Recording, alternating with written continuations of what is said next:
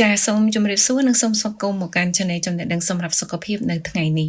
Channel យើងខ្ញុំនឹងធ្វើការណែនាំជូនអ្នកទាំងអស់គ្នាតាក់ទងជាមួយនឹងប្រភេទផ្លែឈើមួយចំនួននិងបន្លែដែលយើងគួរទទួលទាននឹងរដូវភ្លៀងនិងជៀសវាងក្នុងការទទួលទាននៅក្នុងរដូវភ្លៀងរដូវភ្លៀងពិតជាមានការប្រែប្រួលអាកាសធាតុនិងអាចមានបញ្ហាមួយចំនួនមកដល់សុខភាពរបស់យើងផងដែរដូច្នេះអ្នកទាំងអស់គ្នាត្រូវតែរក្សាអនាម័យខ្ពស់ជានិច្ចនិងយកចិត្តទុកដាក់យ៉ាងខ្លាំងទៅលើរបបអាហារដូចជាម្ហូបអាហារទឹកនិងផ្លែឈើដែលយើងគួរទទួលទាននៅក្នុងរដូវភ្លៀង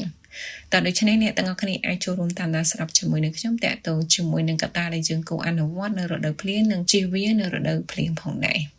ទីមួយគឺយើងគួរទទួលទានផ្លែឈើទៅតាមរដូវកាលផ្លែឈើទៅតាមរដូវកាលមានដូចជាផ្លែក្រូចប៉ោមព្រីងគូលែនឈើរីល្ហុងទៀបនិងទទឹមដែលជាពពួកផ្លែឈើដែលសម្បូរទៅដោយវីតាមីន C ដែលយើងអាចទទួលទានជាប្រចាំថ្ងៃនៅក្នុងរដូវភ្លៀងដើម្បីឲ្យប្រព័ន្ធភាពស៊ាំនៃរាងកាយរបស់យើងរឹងមាំសម្រាប់កត្តាទី2គឺយើងត្រូវផឹកទឹកក្តៅនិងញ៉ាំបន្លែល្វីង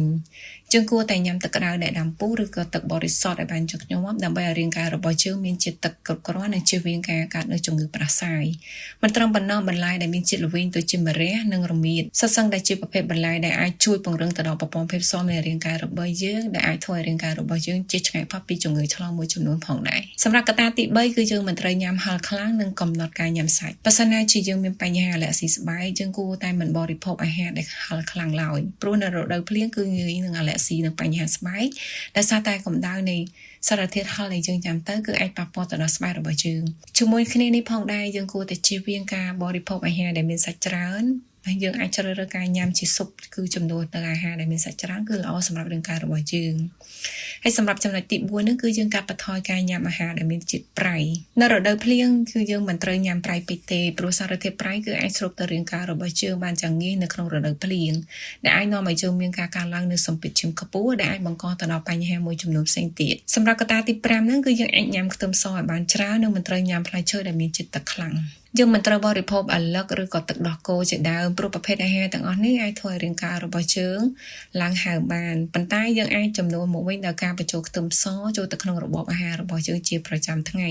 ព្រោះខ្ទឹមសមានផ្ទុកនូវសារធាតុបញ្ញាដែលអាចជួយពង្រឹងប្រព័ន្ធភាពស៊ាំនៃរាងកាយរបស់យើង